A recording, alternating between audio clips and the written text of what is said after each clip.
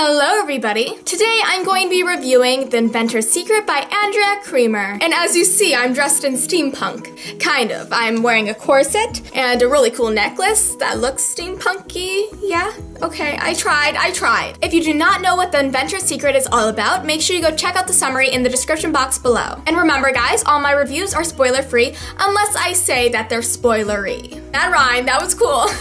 I'm a rhyming master. Rhyme time. And don't worry guys, this is spoiler-free review, so if you have not read the book, feel free to stay through to the very end. So let's get started. So if you do not know what steampunk is, I'm going to be reading the definition from Wikipedia. Because honestly, I don't know how to explain it because it's kind of complex if you don't have a very clear definition of it. Steampunk is a subgenre of science fiction that typically features steam-powered machinery, especially in a setting inspired by industrialized Western civilization during the 19th century. Well, there you go. It's where they wear those like leather skirts and goggles and awesome stuff. I really like steampunk cosplay. I think it's so cool. So the main character in this book is Charlotte, and Charlotte is so badass and so awesome. She lives in the catacombs, which is a place for the children of the people of the resistance. It's a safe place for them to dwell until they reach the age of 18, where they go and join the resistance. I really like this plotline because the character Charlotte, she's such a strong character, and I really enjoyed that about her. At some points, she kind of annoyed me, but other points I'm like,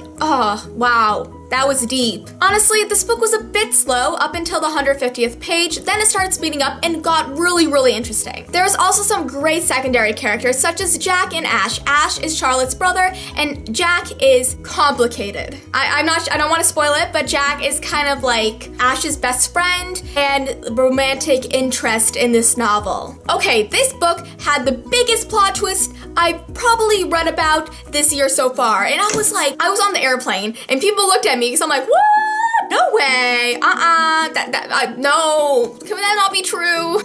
That was really difficult. I was really that plot twist was really just like, it toyed with your emotions, like a lot. And I felt Charlotte's emotions, and I really liked that because in this book, you actually feel like you're the character. But I had to say, at some points, this book was a little bit difficult to picture because the settings were quite extravagant and hard to sort of visualize in your mind. So the world building in this book was a bit complicated, a little bit too complicated to my liking, but if you have a pretty broad imagination, you might not find it that difficult. I have a big imagination, but it was just a little bit difficult sometimes just to picture certain things, and it was just a struggle sometimes, but you get around that and you start just like getting more into story and kind of ignore the setting of it. You just get more into the characters, and that's a good thing too. I've honestly never read a steampunk book before, so reading this one was really interesting and a great way to sort of get into that genre. And the cover is beautiful. Another cool part in this novel is the gadgets that they use, like the things that they